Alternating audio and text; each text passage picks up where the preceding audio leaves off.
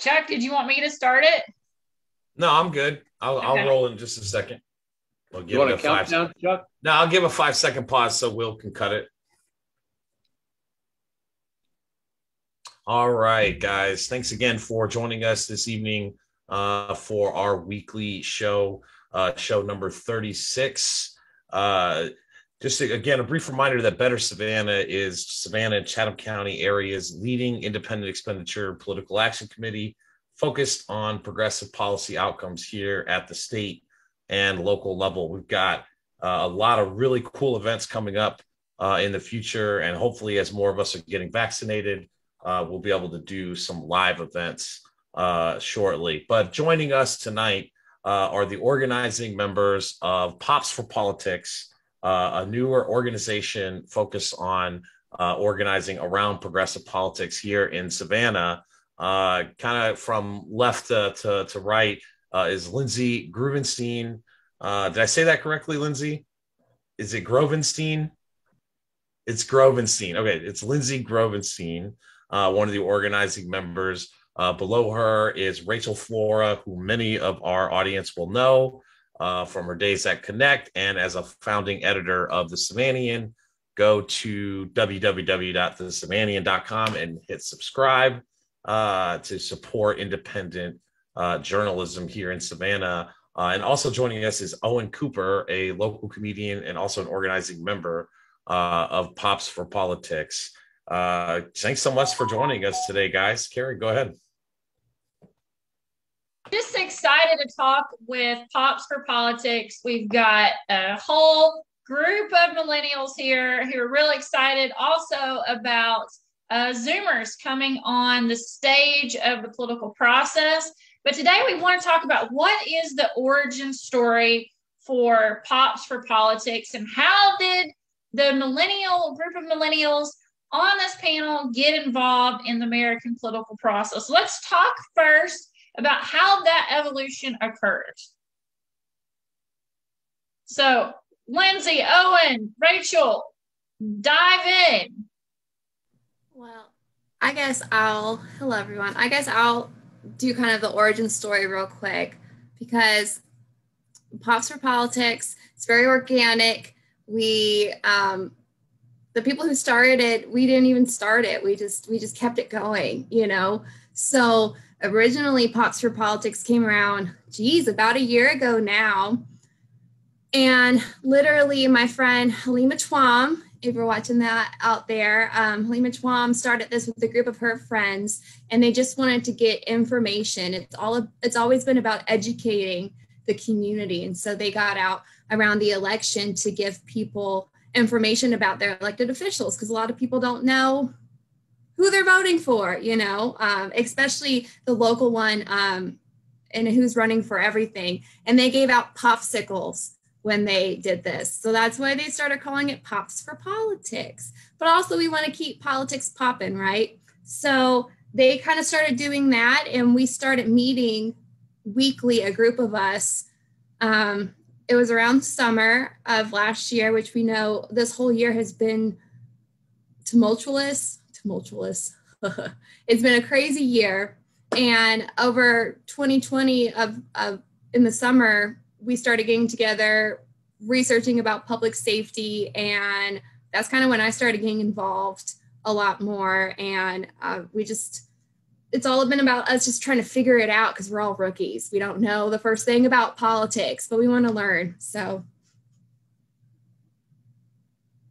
Rachael, you've been a writer,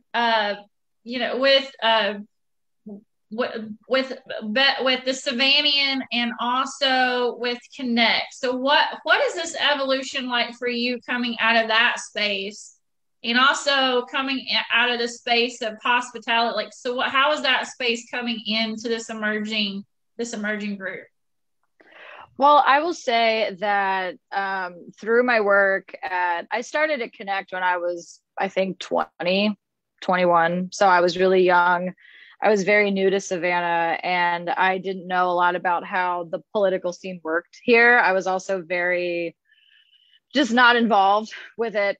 And I think getting a little more I don't want to say more involved, but learning a little bit more about how things work here was interesting to me because I feel like we talk about this all the time. Savannah can be so cliquey with politics, and it feels sometimes like you can't break into it. And I encountered that a lot as I started to write more about political things and get more integrated into the scene, as it were. So I thought it would be, and also I have to say a big portion of this too, we started the civics issue back when I was at Connect. Jim and I had the idea, and we started the civics issue to teach people more about, like, just get them involved in their local government, because I think a lot of people are not super aware. I did not know a lot. And I wanted to find a way to carry that through when I stopped working at that job. So I thought it would be nice to sort of start a group that helps people become more civic minded and get more involved. And so Lindsay, when was that? I think it was in August, September, that Lindsay and I went to college together. And so we met up for a talk in the park. We talked for like 2 hours, and she told me about, I have this great group called Pops for Politics I would love to get you involved in. And so then we talked a lot about how important it was to get people more involved in the government, like learning more about their local government and the civic process. I don't know if that answers your question. I kind of went on a tangent there. Just like your meetings, it's organic, and that's part of like how we're all here. So Owen, now you come from a very interesting space. You've been a comedian. I know that you do a lot of different things. So how did you get involved in Pops and how did you get involved in all the things? So I probably have the most unconventional perspective of like how I came into Pops. First, I know Halima Twam, the person who started Pops, because she also used to be a comedian here in the scene. I haven't been a comedian probably in like 3 years, but I did it for like maybe 3 years. I wasn't even good. But I knew Halima from doing comedy, and she told me that she had this group that was just, I don't know, just wanted to get involved, just ask questions. And from there, she just started to have certain connections with certain officials. And we had a conversation with a couple of people, I believe the chief of police. And we've also had a couple conversations with Miss Keisha Gibson Carter that were really good. So first, it started off as us just being able to communicate with people who are our elected officials. And from there, we had a friend of ours who was in Pops as well, who's still in Pops, but isn't here at this time, named Tosh. And she was the one who wanted to do a bunch of protests here in town during last year's whole being 2020 and all. So she actually did a couple of protests for us as well. And also another point in which I personally got involved, a friend of mine named John was really interested in the public city budget meeting that was happening here, and how usually nobody pays attention to it. And when the public budget is posted, most people don't pay attention to the details and where certain money is allocated to, whether that's an organization or whether that's basically a grant that's funding a position in the city. So he basically started to like flyer throughout the city, and then I helped him going all throughout MLK Street, just telling people like, hey, do you know about the public city budget meeting? Like, hey, here's the link, a QR code on this piece of paper that leads you to the budget, so you can see all this like allocation fiasco. So I believe at that time there was a significant more amount going to the police budget rather than the community budget. And that was something that my friend John really wanted to focus on. So that's another point in which I got involved in Pops. But how Halima told me about Pops was in another podcast that my friends have called Black Mass, which is on this 21 Newt Salute channel that they have, which is just a bunch of me and my friends who are Black people who live in Savannah, just talk about what's going on with our lives and things like that. And Halima was having a conversation with us just about Black people and voting, and whether or not we still should believe in voting, and whether or not why Black people do and do not vote, and like naming a bunch of reasons. So that's how I personally got involved with Pops specifically. Well, you touched on something that we've talked about in some of our past episodes on Better Savannah, and that is the importance of alternative media and alternative news media. And I think it's interesting that not only are you all individually a part of Pops for Politics, but you're also individually a part of other groups that have started their own independent media. So that's very interesting. And thank you for letting us know. Also, third, how technology has played a really big, part of engaging young people. So if we can go into a caveat of that for just a minute, I see Lindsay, you're burning here to kind of talk a little bit. So please, so how does technology engage in this new age of politics for young people? Yeah. And we came together, of course, during the middle of the pandemic. So I think that is the big part of it too, is that we've always been social media savvy, it's always been tech savvy. But when we started putting together, like, the very first big thing that we did was the interview with the police chief. So we got Police Chief Roy Minter, and we literally just asked him a bunch of questions, and he was just really open to it, because we just are just trying to figure it out. And that's what a lot of it's been. So doing it over Zoom, and we've met over Zoom. And I think doing it, we had to respond to the times because we couldn't meet in person. But now, of course, we want to meet in person, but it does make it, I think, accessible to meet on these platforms. And also when we do, recently we hosted an educational forum called How to Talk to Your Elected Officials. And the Kayla Brown from Bike Walk Savannah gave a wonderful presentation. And through technology, we're able to, like you guys do, record it, share it, and then that's a record that's always there. And so that's very pivotal, using that social media. And we have an Instagram, and we post stuff on there, and people will show up to the stuff, because again, that's how we connect. And especially now, that's how we connect. So you got to utilize it. I think it's interesting too, as I'm seeing your head shake, Rachael, I'm reminded also how you've used technology to help engage in seeking input for some of your articles that you're writing with the Savannah. So could you kind of talk about, like, how do you engage with people on social media? Sure.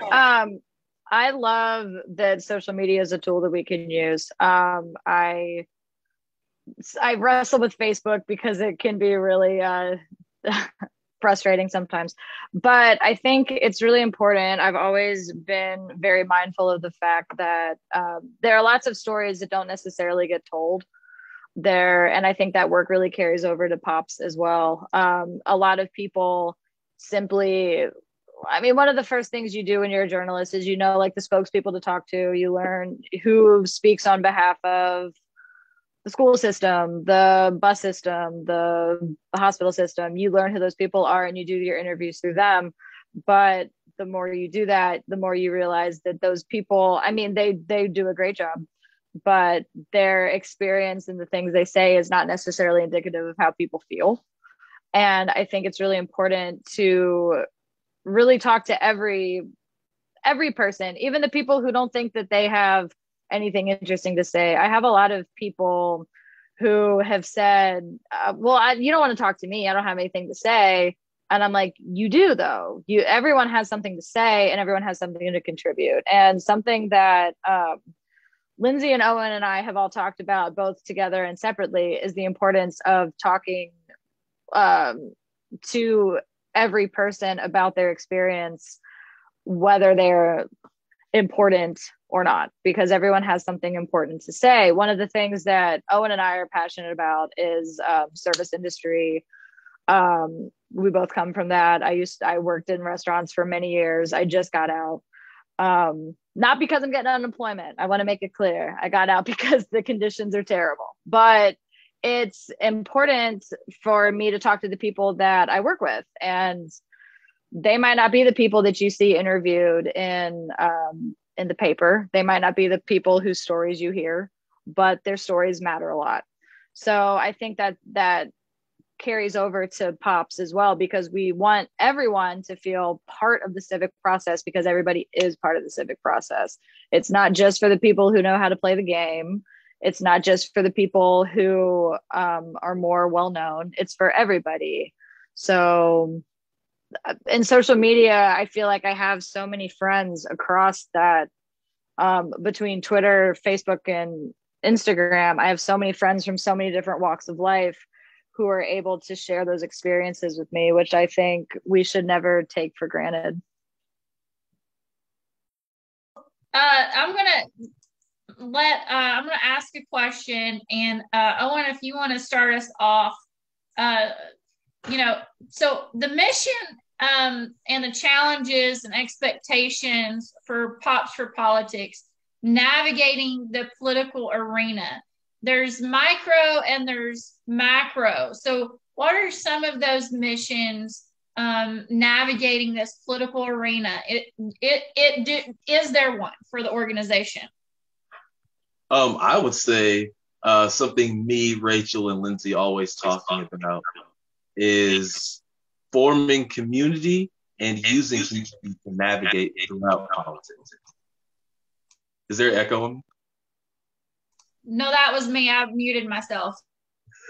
Sorry. So using community to navigate politics, and what I mean by that is basically thinking about community first. And by using education and access, we are able to foster our community and make it stronger in order to basically face obstacles that we may not win, but we are able to give more people information about it. And if they are more informed in a fight that they may lose, if they survive and maybe are able to fight again, they could probably win the next time because they're better prepared, if that makes sense. So is there a singular issue based or education that is a part of today's America for young people? Like what does that look like? Could you be more specific? So is there a singular issue for young people today that kind of trumps everything else? Is there one? Is there a singular mission that's sort of prominent? I don't know about Lindsay or Rachael, but personally for me, I would say that the singular issue is the myth of the labor shortage that is happening now. And what I specifically mean by the myth of the labor shortage is I was listening to a podcast called Citations Podcast, and also reading a book called For the People, which is about co-ops and cooperatives all around America. And in listening to the podcast and also reading the book and also experiencing myself being a service worker all throughout COVID, I was able to formulate an opinion, I'll say, or a set of ideas that matched the people who worked around me. So as I was going throughout all of last year and we were kind of forming our group, we were all realizing, okay, if we all focus on community and what we all individually need and what we all want to focus on, we all started to realize that a lot of people in Savannah and this whole entire city is basically based off of the service industry and also tourism. And in that, we were noticing that a bunch of these restaurant groups here in the city all owned these restaurants and treated these restaurants in a certain way. And if you are in a city that's based off an economy, that's based off of people coming and being tourists all throughout your city, your service workers are going to be treated a certain way because they're going to be expected to not last long in a job. So while we were all getting together last year when it came to Pops, we were all noticing that a specific issue that we should focus on is what service workers are currently going through, what they have been going through, and what they probably will go through until something changes. Lindsay or Rachel, any thoughts? Lindsay, I will jump in if you don't mind. I agree. I think that everything Owen said is absolutely accurate. I think that obviously, young people make up a significant portion of the workforce. And I think if I'm remembering your original question right, it's, how is there a singular, concern or item of importance? And I think it's honestly just that we've all kind of had it, honestly. I mean, we're all kind of sick of it. And, we hear, if I can take up the labor shortage issue, I hear so often, just a misunderstanding what that industry is like. And like Owen said, it really drives this city and its development. And I think if that is really so much a microcosm of what's happening across the country and also, across the world in a way, is that young people are being exploited for their work. And I think we're all kind of sick of it, honestly. And so that's a very hyper local thing that we focus on, but we think it's important because a huge community here that is underrepresented, in my opinion, and I'm sure Owen and Lindsay's opinion as well, is the hospitality, food and beverage service industry. It's very underrepresented. And that's just one of the things that we focus on. We definitely think that's an issue to work on, for sure. When I think about service industry, there's a lot of stereotypes and misinformation about people in the service industry are so addicted to drugs, cocaine, alcohol, whatever. And they may actually go out and do those things, but aren't there so that is that real? I would say there is a point to that. If you notice, people who are under high stress often have substance abuse issues. So if you work in an industry that's high stress, you often have substance abuse issues. No one talks about people on Wall Street smoking cocaine all the time while they're fucking around. Excuse me, while they're messing with our lives. But everybody suddenly gets all angry when the person who's making the best meal that you've ever made in your entire life just so happens to have, a little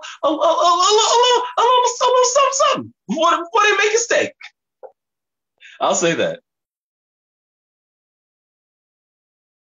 Lindsay, so let's go into another question here. So focusing on overarching comprehensive issues facing young people in America today, what are some of those issues? Well, I'll just piggyback off of what my wonderful friends and colleagues were saying. And Rachel said it. I think just in general, the young people are tired of ways things have been. That I know our generation and all the generations, we've been fed this idealism about how things are supposed to be. And, I am very ideal, but I'm also realistic in realizing that what we've grown up into isn't what we were fed. And I think we feel this, and I know the upcoming generation feels it.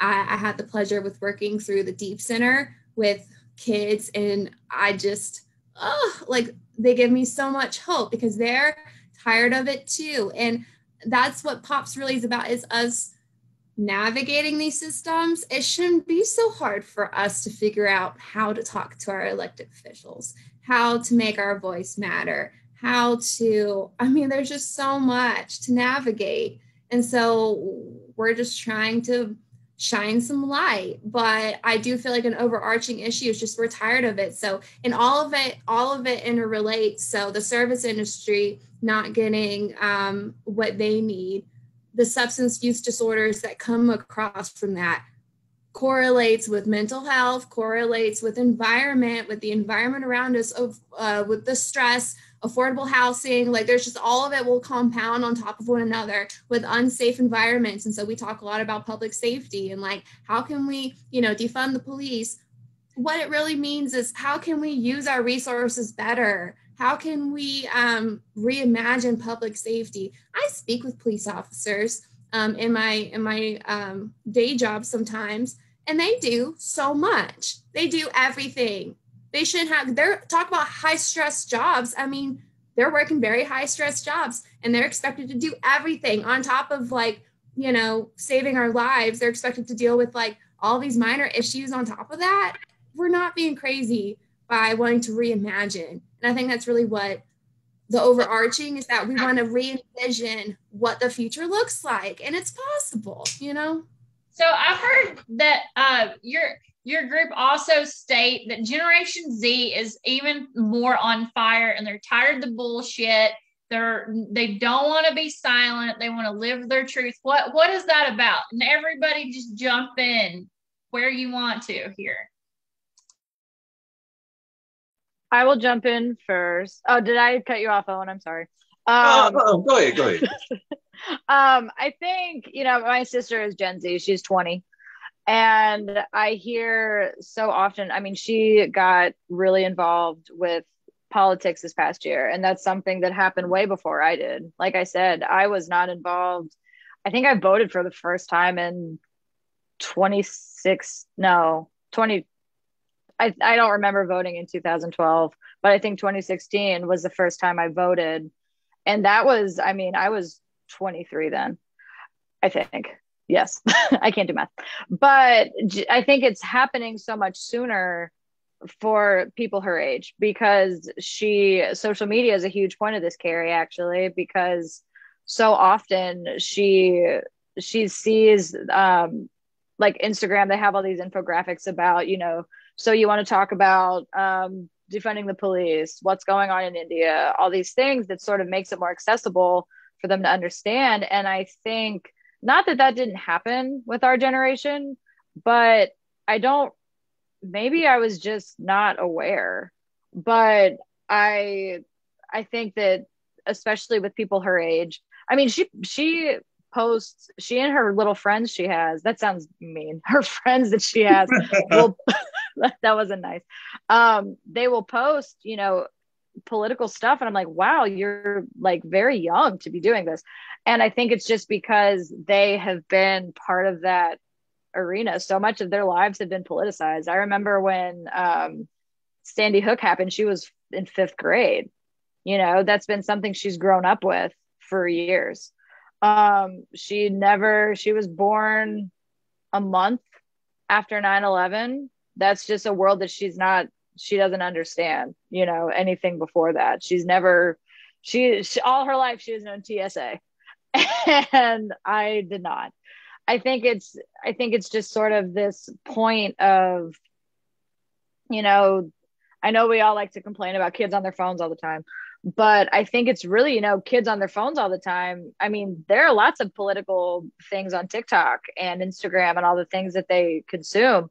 And I think, that coupled with learning how things really are, I think they just are like, man, this sucks, and yeah. Not to mention, I just have to throw in there, I have to, like the elephant in the room, I think that the last presidency radicalized a lot of people, and they were just at a younger point. I know, honestly, I wasn't politically involved before that. And that's the whole problem. I think that's why I'm so passionate about it now, is because I wasn't paying attention. But the kids now, after that happened, everyone was paying attention. You couldn't look away from it, So I think that has a lot to do with it. But I think people were waking up before then, but that was like the catalyst. Like, you have to wake up now. And then if you didn't wake up then, if you didn't wake up last summer, like you were intentionally hitting that snooze button. So I think that's a lot. You'll be asleep forever. So Owen, why do you think people are tired of the bullshit? I want to go back to what specifically Lindsay said about older people believing younger people have an idealistic mindset. And I believe in our minds, what we hear when they say idealistic, we hear non-exploitive.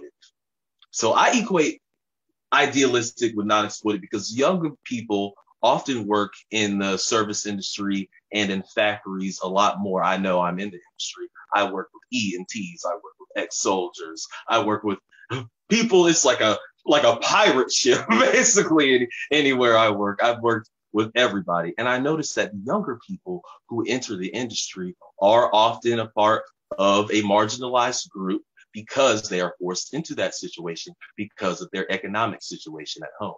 And I believe that I want to go back to one thing that also Rachael was saying about social media and access. And what I believe is that when it comes to social media, there's a difference between what is on social media and what we have access to on social media. And what I mean by that is specifically when just naming an example of what we as a group Pops went through last year when it came to just getting information that's supposedly public from the government. And we found out that there's actually a bunch of fees that you have to pay to get public information. So it isn't so public, is it? So my point in that is bringing up when younger people are on social media and they do and do not have access to certain things, they start to ask questions. And I think this generation is different because they're on social media more than anybody else. They're talking to each other more than anybody else. And they're also seeing things that may be truths or lies. And because social media is a thing that can create truths or lies in any ways, there's a thing that kids say these days called, give me the receipts, give me the receipts, give them receipts. What that means is give me the truth, give me the facts, give me the information, the details of what have happened in that event. And I believe younger kids are starting to ask more about the details of things because they're on social media and they're seeing through all of this information that we have that sometimes when you ask questions or you do not have certain access to certain information, some people start to get treated certain ways. And usually the people who do start to ask questions are those who are in marginalized groups or who are being exploited within an exploitive industry. To jump on that. Oh, sorry. Go ahead, Rachael. Go ahead. I love what Owen was saying about, sorry, I flipped my camera a million times. I love what Owen was saying about that because I really do think so much of that distrust. I think, young people really want to get the receipts for themselves. And I think a lot of that, feels like a separate conversation, but a lot of it is distrust with the media and distrusting what information has been given to you. I know that it's an issue that we come up against, obviously, at the Savannian, and any journalist will attest to this as well, coming up against a distrust of the information that you've been provided. And, I think, not to get too fake news about it, but there's a lot of opportunity for manipulation. And so I think something that's important is to show people themselves. But, like Owen was saying, open records cost money. And that's a shame. But I mean, it costs money to get that information. And I think, transparency is really important. And news organizations are often the ones that are able to afford that stuff because they have a budget in it for FOIAs. But I think it's really, I wanted to add that in because I think it's a huge thing of young people, being tired of the information that they're presented and, really taking an active interest in getting the receipts, I think. Well, if you can control the narrative, you kind of own it to the bigger populace of people. So young people are like, okay, we're tired of the bullshit. Now, here's our last final question before John and Chuck dive back in here. So where does Pops for Politics go from here? You guys have been relatively organic in this whole process, but so where is there a vision? Is there a path forward? What does that look like? How is that designed?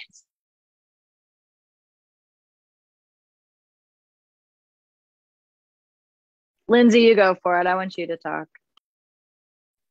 Oh me, I was waiting for it. And I think the future is, and I stress out about that, not stress. I care about this a lot, so I want to make sure we do it right. But we're gonna go where our heart leads us, like Carrie told us. We care about the issues. We want to be a bridge. We want to continue building educational forums. And the next one that we're working on is how to write a bill. Are you ready to run for politics? There's so much. Any question you have, we'll do the research. We'll do a presentation for it. We want to, because there's so much that we want to know, and we feel so disempowered by the systems. We want to keep doing that. And a platform for anybody who wants to come and you care about an issue, we'll let people know about it. We'll try to get people to show up, and we'll organize a protest. We'll show up to yours. Like what you're doing, it's about connecting. And so we don't want to, there's a lot of egos in the city or in anywhere, right?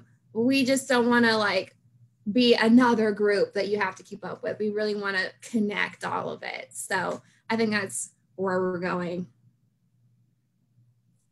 Well, this was a fascinating discussion to just listen to for kind of the first half of this interview. I really enjoyed hearing. I was thinking as the discussion was unfolding how kind of the entire millennial generation is represented here, because millennials are kind of 25 to 40 right now, and if you think about the different life experiences somebody who's 25, 30, 34, 39 right now may have had, and what different ages they were during major events, whether it be 9/11, Hurricane Katrina, the 2008-2009 financial crisis, Donald Trump being elected, any of these type of major events were kind of at different places. And so the formative years for the different portions of the generation are quite astounding, in my opinion.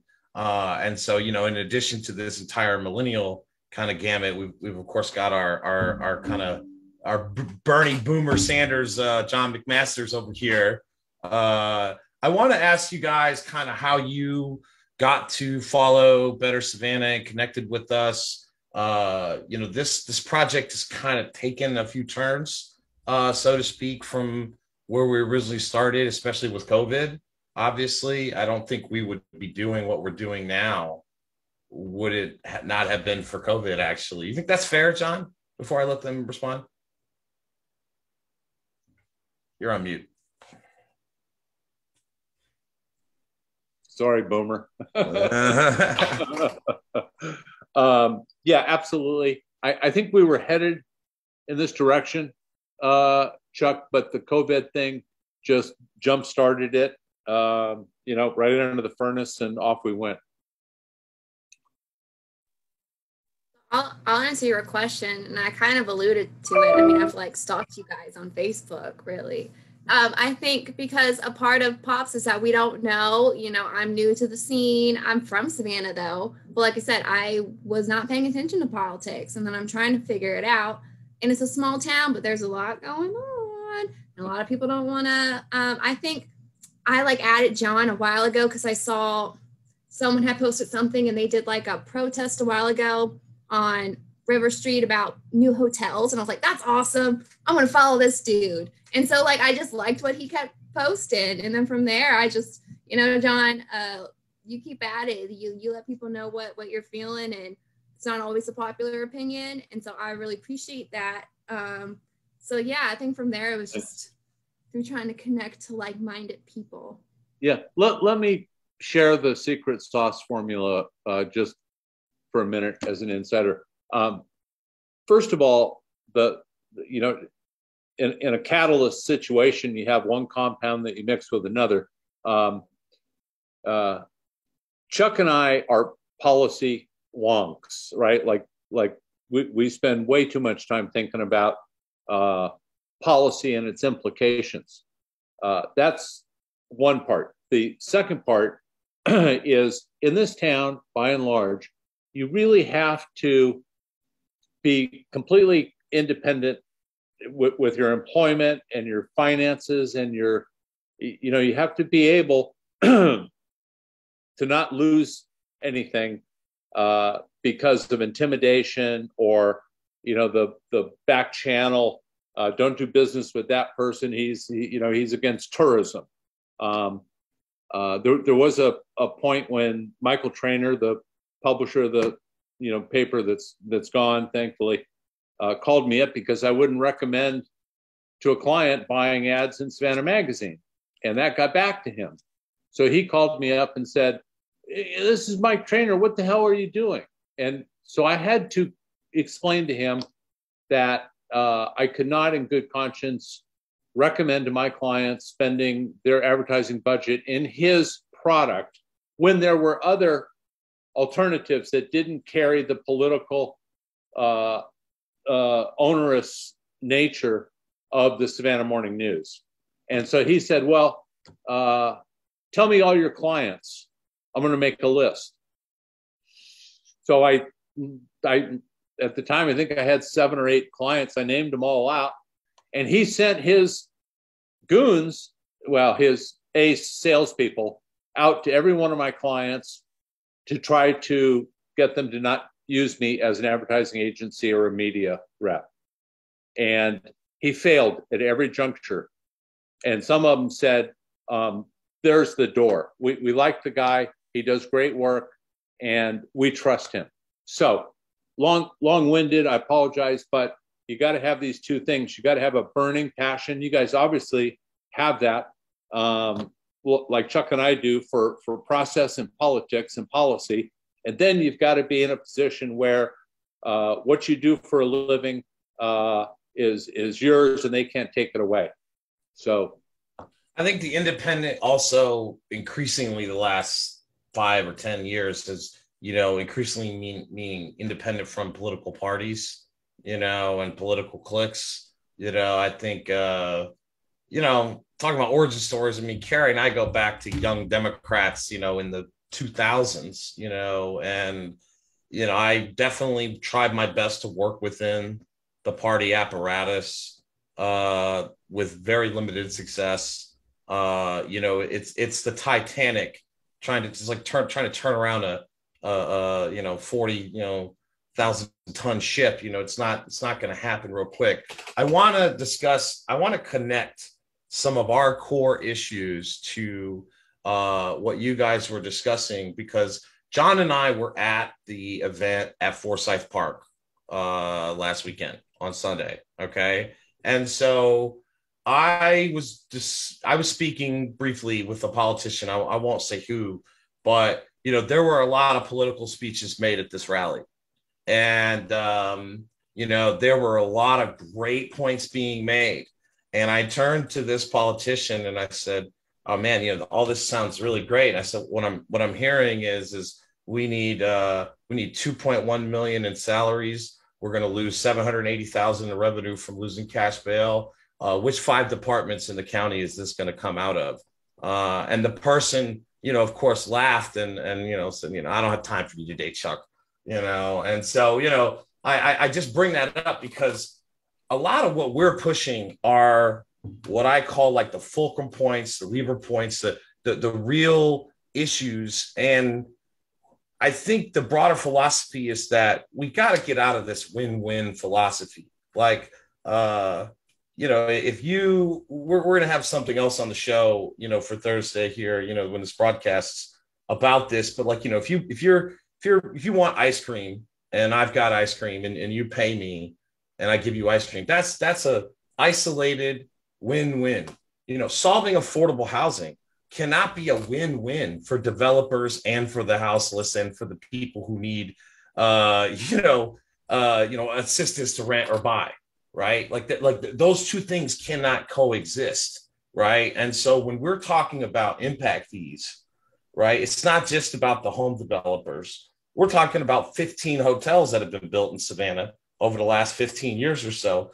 That's all the increase of supply of those low wage jobs, which are producing this excess climate, where until the pandemic, where the government finally stepped in and leveled out the playing field for workers, to some extent, we've just been, drilling in excess. The issues we're talking about are the broader policies, which take some revenue from here, make it available there, for solutions that many other people besides us are talking about. John and I, we don't have all the solutions.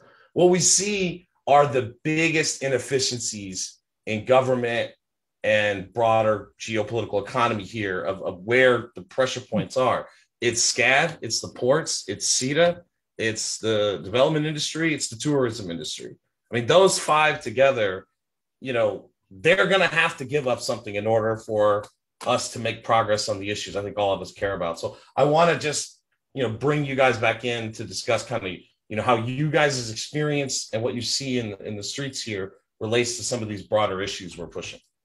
I see, Owen, you've been jotting down some notes. Do you have any? I saw you up there in the corner jotting some things down. So I'm going to call you out. What do you got? Yeah, I was just keeping track of what everybody was saying. So I'll just jump off of what specifically Chuck was saying when it comes to developers and everybody else won't be able to all benefit. And I say there is a way where everybody could benefit through specifically placed rent caps. And what I mean by that is if you place, let's say, if nobody knows watching what a rent cap is, it's basically the government or some other big organization that we all know has more control than the government tells the city or a certain area or a landowner, hey, you can't have your rent go past this much. That's basically what it is. If somebody can correct me on that, please let me know if I'm wrong. So basically what I mean by that is, let's say there's a rent cap on buildings that were built all before the year 1990. So any building that was built after the year 1990 would all still be able to get the same taxes and everything else and money that all these land developers own. But people who are here in the community wouldn't have to worry about, I guess, having to lose their homes because their landlord wants to raise their rent. And the reason why I bring that up is because that's all connected to community and going back to what specifically Carrie was saying about controlling the narrative and how that's related to the community. And that's all has to do with what we were talking about, about what we have access to. Like some people don't have information about what rent caps are. Some people don't have information about, like, let's say how much power your landlord has when it comes to evictions. And I believe that when it comes to some of the issues that Chuck was talking about that has to do with people working here in the city, when it has to do with specifically here in the service industry, I would like to say, I want to go back to Chuck's comment about how, well, actually not Chuck's, but John, your comment about you have to be independent in this town. And I believe what that's related to another thing you said, what you specifically said, I wrote it down. I'm sorry, I wrote down a lot of notes. What you do for a living is yours and they can't take it away. I believe older people, not to offend you, I apologize, John, right, believe that you have to have a job that can't be taken away from you, because at this point, we are in a certain capitalist system that does exploit everybody in every other type of job. But the solution to that is collective ownership, which goes all back to community and thinking like a community and fostering the community and giving the community access. And I believe, going back to Chuck's point again about working here in Savannah and how all of us here are, as millennials, have a bunch of different experiences. What the same experience, the singular experience we all have, is working in exploitive industries. And I can tell you personally myself, from working in warehouses, working in kitchens, working in the education system, you will find somebody, or typically people who are from millennial age, from the year 25 to, I believe, 40, was it, Chuck? So we all are relating to each other. What all other generations probably can't relate to is millennials specifically, we're all working at the same places and experiencing the same things and telling each other the same stories, and realizing that if we use community and have access to certain information that we haven't had access to before, we will be able to probably change our community in a different way that it hasn't been before. If that all makes sense and I'm not BS. It's like a pirate. Give us some Chomsky. Give us some Chomsky or Nader, John. Well, first of all, I want to credit Owen with his expression. It's like a pirate ship. Everybody thrown together in commonality in a quest, whether it's for gold or silver or what have you. I mean, that's a age-old phenomenon of random people throwing together in search of a cause. And I want to comment that the group has an enthusiasm that is just unmistakable, and I really like that about the group, and that's one of the reasons why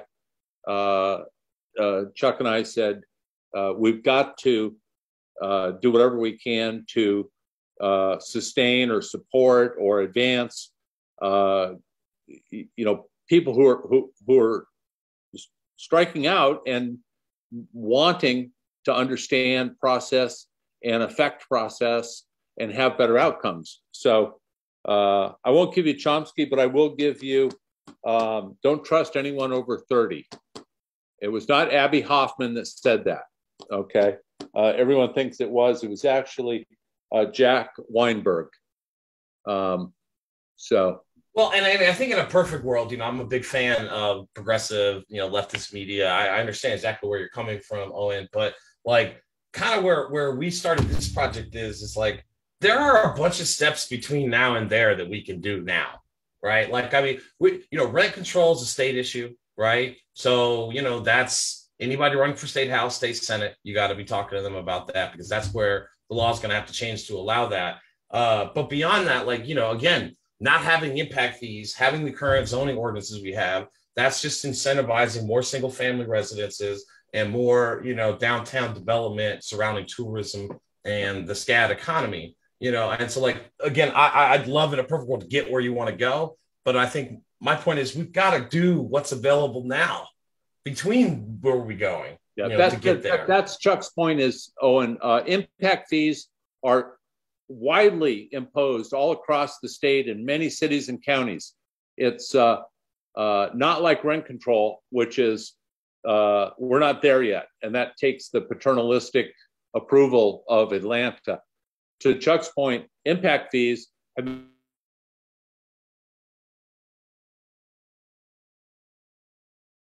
to protect the profit margins of the builders and developers. So, and it's not just a policy thing. I think for, you guys are interacting with elected officials.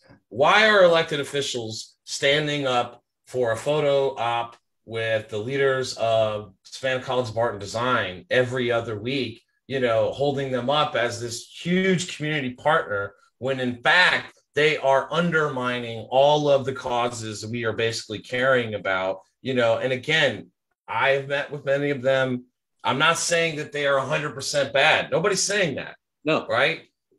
This is a economic philosophy that we brought to public policy. There's a point of diminishing returns, right? In 1978, Lord knows, give them whatever property they want, right? Downtown was a mess. 1988, same thing. 98.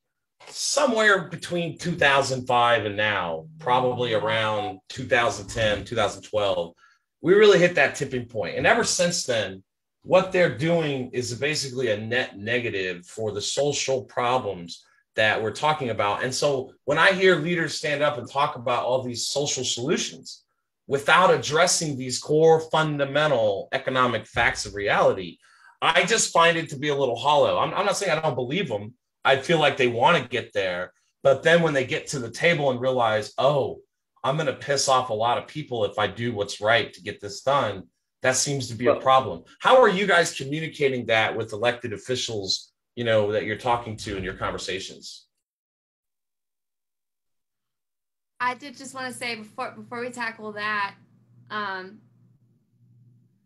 it kind of goes back to what we were saying. I think that we are, and people upcoming, we're tired of the way things have been. And Savannah has an old way of doing things. And we talk a lot about, SCAD has done something for the city, but they're gentrifying the city. They're getting all the good. And again, what is the return? We're tired of the way things have been. How are we addressing it? We're not addressing it right now. We're just trying to figure out how, and I think that's what's so frustrating is that we're like, how can we advocate for affordable housing? And then it's like, it's so hard to, there's so many barriers, and then you get in the way, and there's so many, it is a lot of posturing, and people do their photo ops, and you scratch my back, I'll scratch yours here. And so just trying to navigate. I think we just really want to create a way for all of us to navigate so we can do that.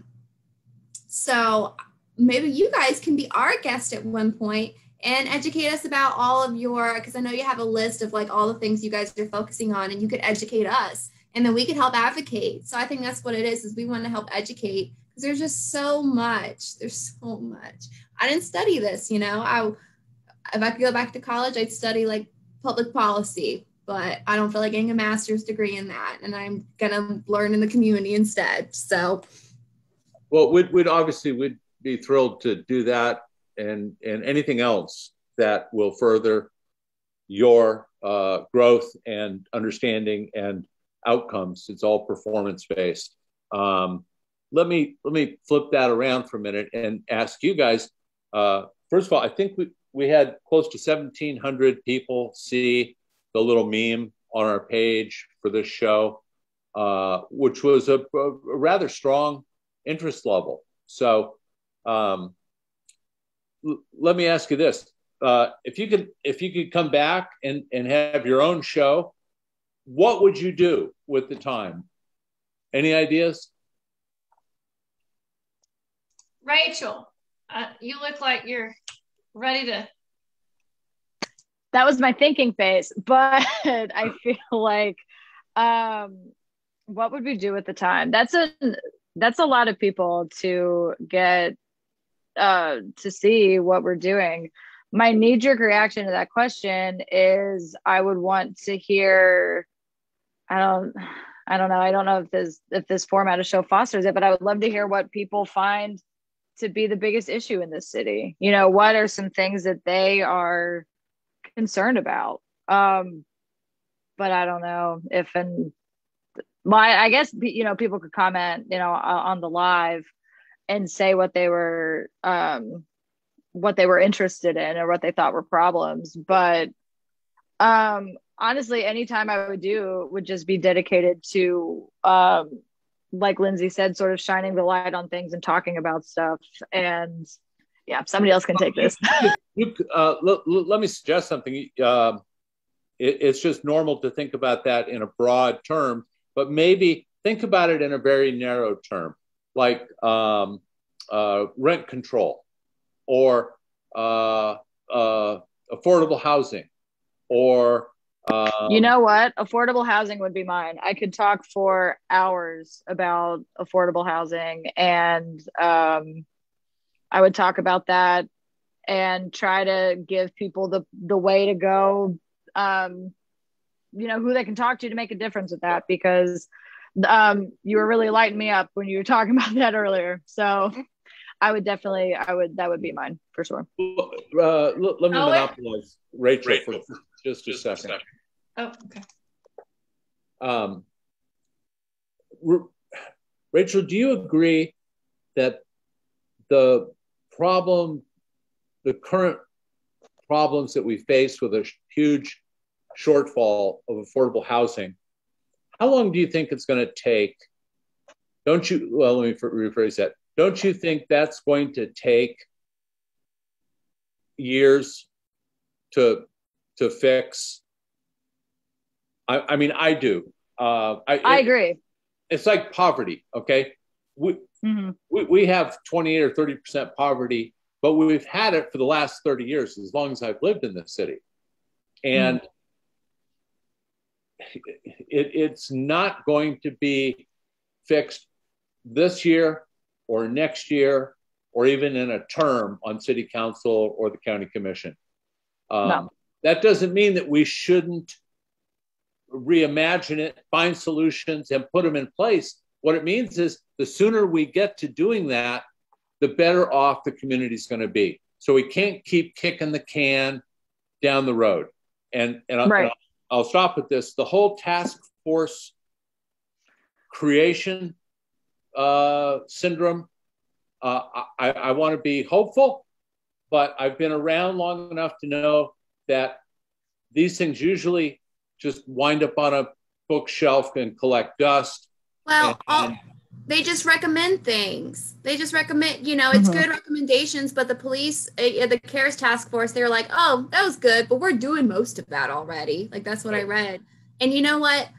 I started reading there was a gentrification task force, 2009. They were talking about Thomasville or the Thomas Square, Starlandia, and ding, ding, ding, West Savannah, the Canal District, saying those are the top two that are at risk for gentrification. This is how we can prevent it. You think they did any of that? Like, that's what really, like, exactly. So again, it's like, we're tired of the bullshit. Like, you did all of this and nothing came out of it. Like, it drives me insane. And I think that's why politics, it's supposed to drive people insane, so we don't pay attention to it. So, we're going to be persistent. We're going to keep at it. It'll take 5 years. It'll take 10 years.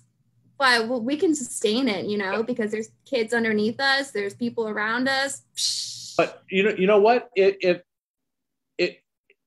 we put our heads together and we really were thoughtful and purposeful and actually implemented stuff, in 3 or 4 years, we might see a 2% decline. And 7 years from now, we might see a 5% decline. That's award-winning stuff. That means what you're doing is working. And remember, we're projected to grow, 10, 15% over the next, 10, 15 years. If you think 27% poverty in Savannah with 150,000 people is bad, imagine what it's going to be like with 180,000 residents with the same poverty level. Okay. We can't afford not to address it. And what it seems, from our experience the last year or two is about, it's like 2 steps forward, 1 step back. About 2/3 of the group that gets elected will, kind of slow their roll and not want to follow through on the rhetoric they had, and then the rest, seem to get castigated by the local media, as fringe. And this is this is repeatable at federal, state, and local government level all the time.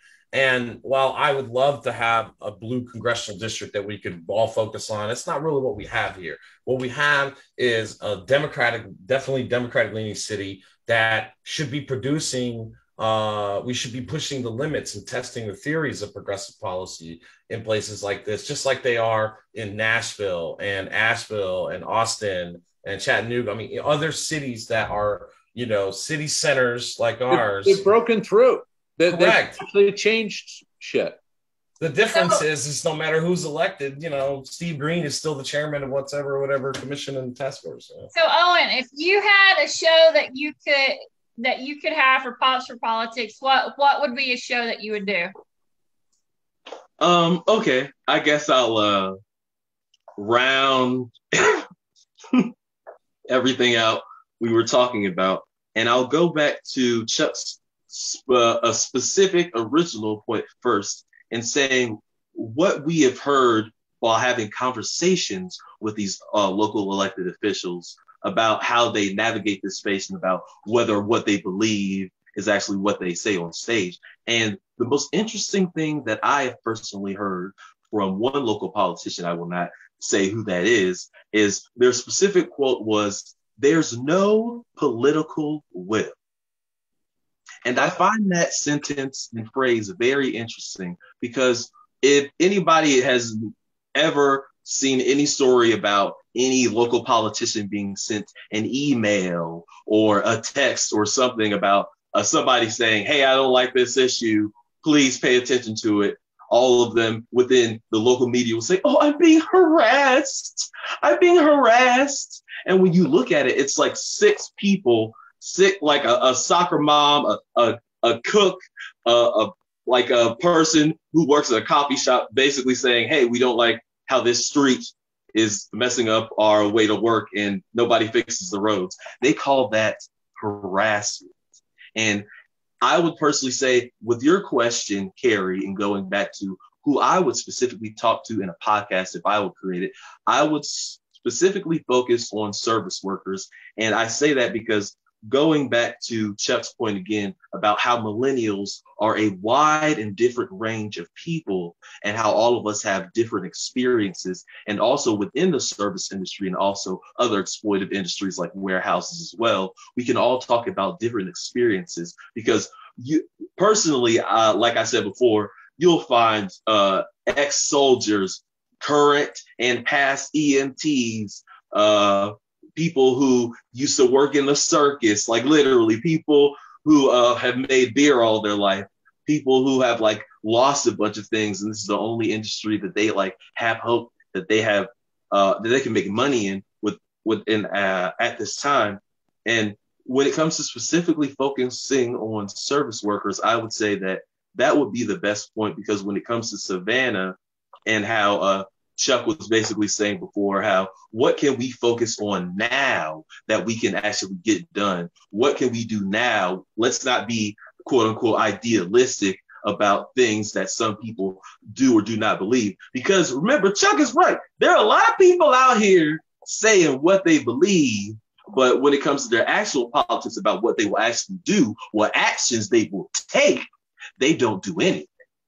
So I guess my point isn't when it comes to what we need to do here in Savannah and what podcast or I guess conversation type podcast I would create. I would focus on specifically the service industry, because we can focus on any point when it comes to specifically focusing on the service industry. Specifically going back to your point about housing, there's a big point right now. All my friends who work in the service industry are talking about how Starlandia is basically pushing everybody out who actually works downtown. So they're getting further and further away from their jobs, which is making their commute more and more difficult. And I believe that is a point, because when it comes to the service industry and how housing is here in town, let's all be frank about this. Most of us here are not from this city. Most of us are gentrifiers. And what I've been noticing while in Savannah, it's kind of a city that's being used because SCAT is here, and also a bunch of other, like, I guess, service industry or service type places. This city is used as a place for people to come, learn and or work, make money, and then leave. It's an extraction economy. Yeah. We as gentrifiers don't often think about who are the people here that we're working with, who are the people who don't get to leave, who don't have the money to leave. Like, what are they going through when it comes to housing? How are the people who are working downtown able to live downtown? How are they able to park downtown? So when it comes to parking, everybody here in those little squadron circle or whatever shape this is, we all know how expensive it is to park downtown. And one issue that should be focused on is how is it that one of these parking plazas can be used for specifically people who work downtown? Because if we work downtown and we make this city money, and this is the only way this city survives, we at least deserve to park for free. And I bring that up when it comes to, I guess, housing and also the podcast and also service industry, is because realizing that everything is connected is also realizing that community is what connects it. Like everybody being here, everybody experiencing the same thing, everybody, in fact, mostly being millennials within this exploitive industry, which we call the service industry, and experiencing last year when everyone called essential workers heroes while they're sat on their asses watching Netflix on their laptops, while everybody out there was delivering Uber and sometimes dying because of COVID, because they were having access to people who didn't put a goddamn mask on while they were delivering the Domino's. Let's talk about that. That's the podcast I want to see. That's the podcast I want to have. I think you need to conceptualize a service industry episode for us, Owen. I mean, we'd love to see it. Just as we get ready to close out here, I just want to open it to Lindsay and Rachael one more time, for their final thoughts. I will say thank you for having us on to be able to talk about this stuff. I feel like it's like Lindsay was saying earlier, it's so important for us to connect with like-minded people and to be able to build, I don't know if coalition's the word I want to use, but, to be able to build a group and a common cause, because like I keep thinking about Lindsay saying, there's all so much and it's all connected and there's so much that we have to do. But if we work together, we can get it done. So thank you for having us on. We appreciate it. Thank you. Same. Just very excited to be connected. Very excited to continue the work, working with you guys to do some education, figuring out new people to do education. Hey, and we'll figure it out. And we'll grow, because I think there's a lot of people we don't know, and we don't like to say that we don't know. We like to pretend like we know it all, but we're going to be vulnerable. So it's all about embracing our ignorance, knowing that we don't know everything, that it's impossible, and being okay with that, and learning and learning from each other and our strengths. So we just want to continue to create and foster that type of atmosphere. And we're really excited that you guys can help with that. Sure. Carrie, thanks for setting this up. I really appreciate you leading the first half of this interview, and I really enjoyed the way the conversation moved, and I really enjoy connecting to other groups that have the micro connecting to the macro issues that we're really pushing here at Better Savannah. So your final thoughts, Carrie? I told this to them earlier. I think it's very important that young people remain in a way to move through life with a little bit of being an organic nature. So that way they don't have to feel like they own it, because we don't own this process. And I think a lot of people get into the ego, the power, which corrupts the democracy that we serve, and why it's so important for young people to kind of take the reins and tell some of us to shove it where the sun don't shine, because maybe we need to relearn some things that we didn't think about, So. Well, look, again, I really appreciate the organizing members of Pops for Politics, Rachael, Lindsay, Owen. Thanks again so much for stopping by the Better Savannah weekly podcast show that we've been doing. It's hard to believe this is episode number 36. Just some general housekeeping. Next week, episode number 37, we're going to have, I think we're calling it the Forgotten District, maybe. It's a couple of former 3rd District reps, Alderman Larry Stuber and Alderman Ellis Cook. I'm hoping another former 3rd District Alderman will join us too, but we'll see about that between now and next week. But we got a lot of good stuff coming up. I posted on the page today, a well-known state rep in the Atlanta area, B. Wynn, announced for Secretary of State. Charlie Baker and Jen Jordan are already in the race for Attorney General. I know a lot of these campaigns watch us, believe it or not already. So, we'll be reaching out, trying to set up some events and forums for those statewide primaries here over the summer. And I'm, again, hoping that we'll get a special election for House District 165, here in the coming days. I really, again, appreciate everybody tuning in tonight. Please, again, join us next Thursday for our next episode, talking about the Forgotten District, the 3rd District, East Savannah. So we'll see you guys next week. Thanks, everybody, for joining us.